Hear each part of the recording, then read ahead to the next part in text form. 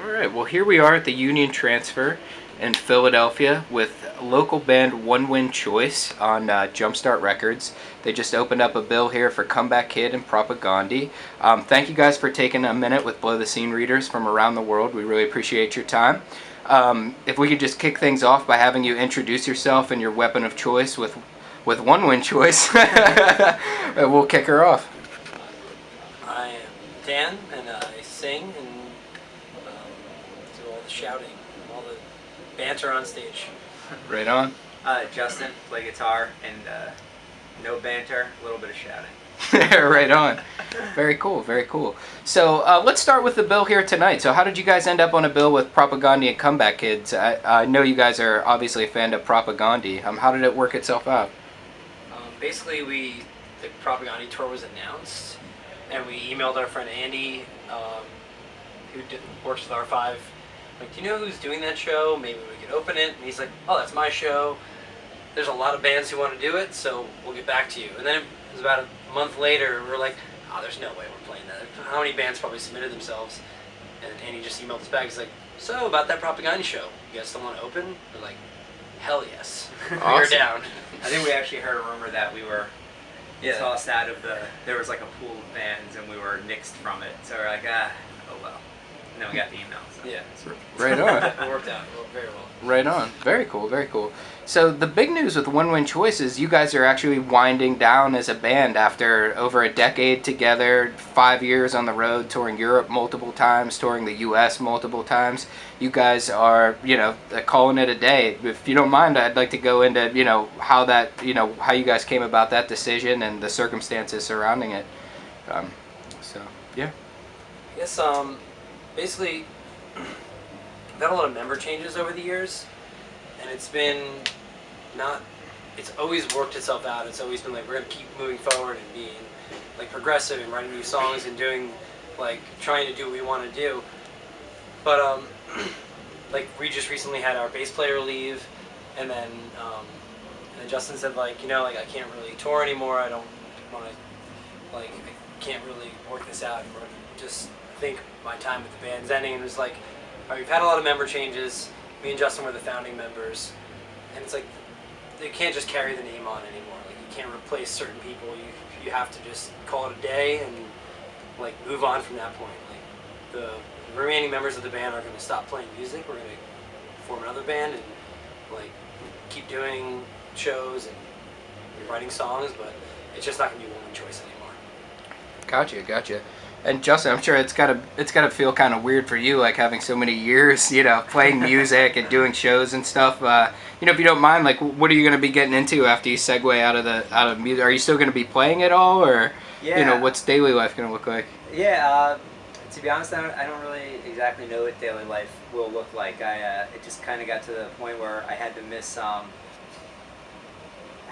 what did I miss? A U.S. tour, right? A U.S. and a European tour. I missed the U.S. and the European tour, and while the guys were away, I just was. I play a lot. I play a couple different styles of music as well, and I was just thinking about it, and just kind of, for some reason, couldn't picture myself being there with them, and it was kind of like you were saying, a decade is a bad hard thing to swallow, but just felt like my heart wasn't in it the same way that theirs was anymore. It just didn't seem fair to be writing a new record and putting all this effort into songs when everyone else seemed so much more driven for this band and this passion than I was. So it was it was a tough decision, but I think no one was pissed at me, so that's cool. And, right on. I think we went and did a citywide special after I told them that I wasn't going to do it. Which I don't think there's a better way to leave a band than that. Right on. Very amicable split. Very cool. So you guys are involved pretty heavily in different capacities as far as the Philly music scene, punk rock, hardcore, and everything in between. What's your take on the current music scene in Philly? Like, what bands are exciting you? What's your just take of the overall feel right now? Is it a good time?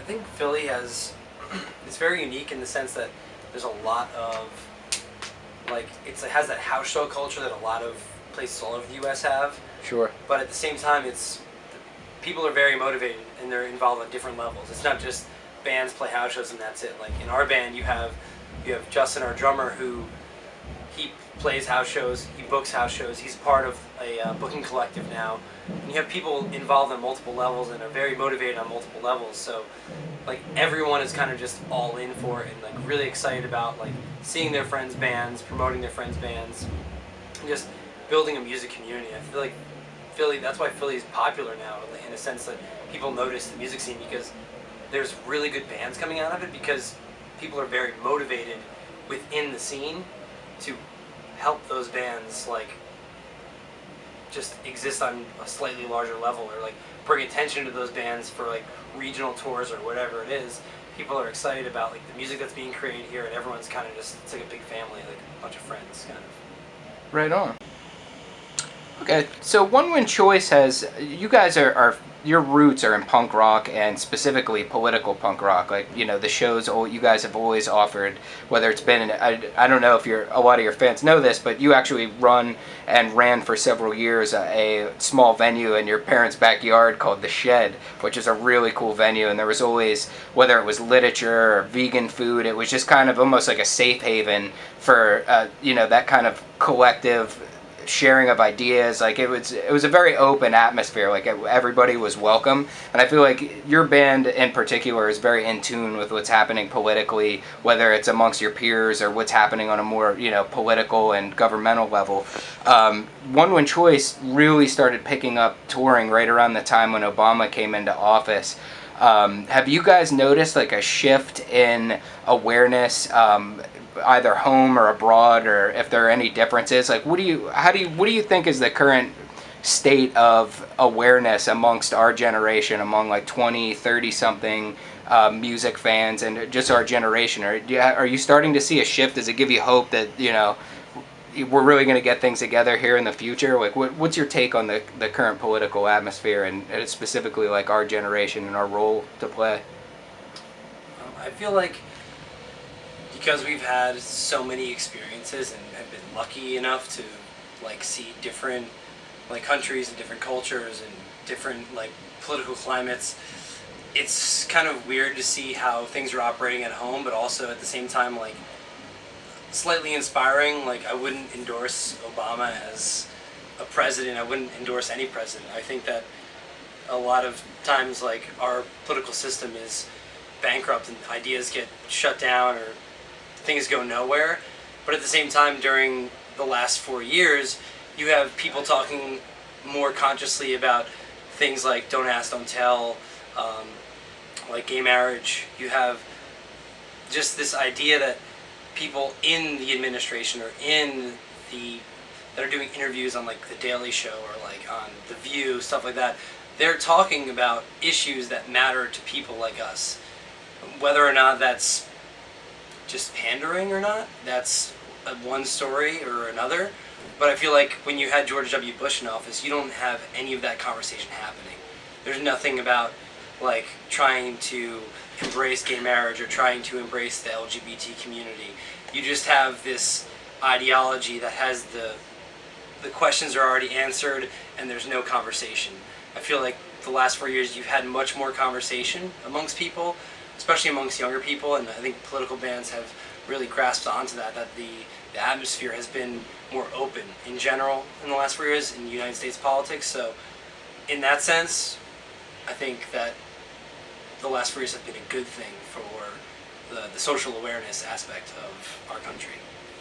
Okay.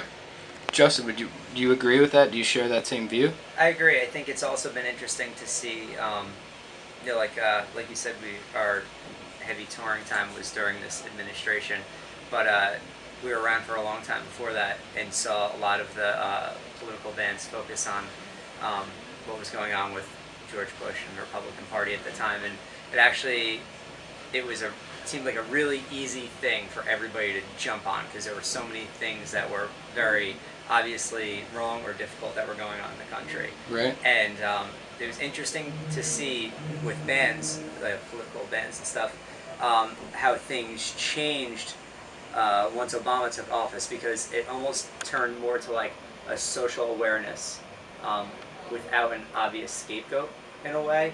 because there are still plenty of things wrong here and all over the world, and it was easy to blame that one administration, and it was interesting to see how bands changed more towards being personally and in their community socially aware, rather than just hearing bands shout about the current president or the administration or a war that just started. It was an interesting change. I think it was positive because it forced people to think more, because there's more wrong than just one person doing these things, and it's all about what people do in their everyday lives and themselves. And that was one change that I saw when he took office. If it was because of Obama or just because it was somebody else, I don't know, but that was a positive thing that I saw.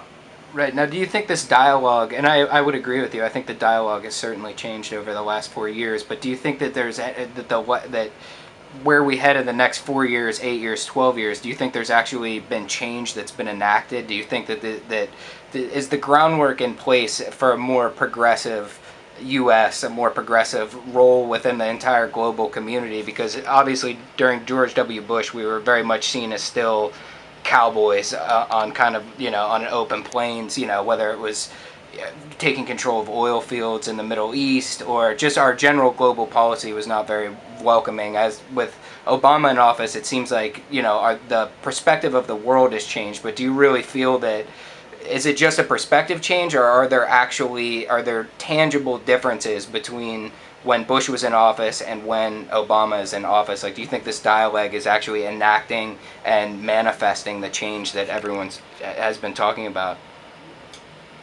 I think it's difficult to predict something like that, or difficult to actually feel it as you're living through it. Sure. But at the same time, I feel like that the fact, like I said earlier, that people are talking about it, it means a lot.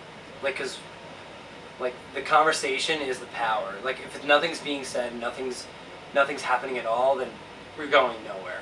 At least we're going somewhere now.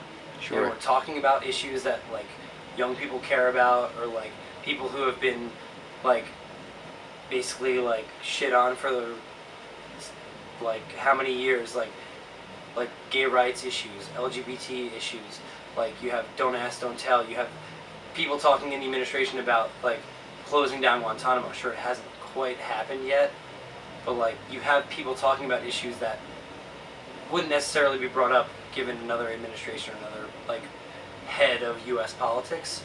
Right. So I think the change is coming, and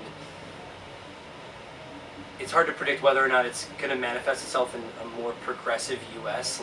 That's what we kind of are shooting for, and what a lot of people want. But you have a lot of back and forth with people, different ideas, and everyone's idea counts. Everyone's opinion is something. People live here. People have a voice, and it's a back and forth. It's a slow process. It's an evolution. It's not something that's going to happen overnight.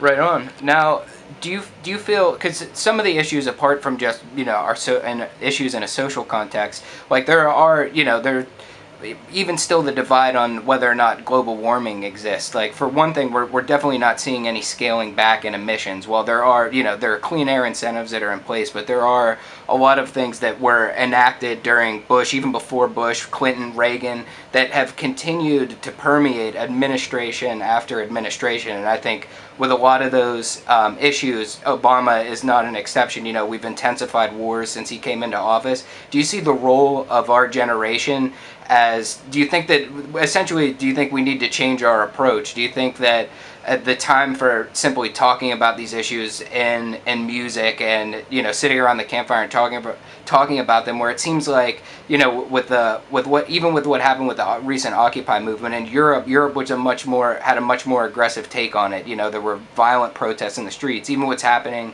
in Syria and Egypt, it seems like while the regimes are without question a lot more intense and a lot more restrictive, do you think in order to enact tangible changes, do you think that there needs to be a difference in the way, or an intensification in the way that the youth of today approaches these subjects?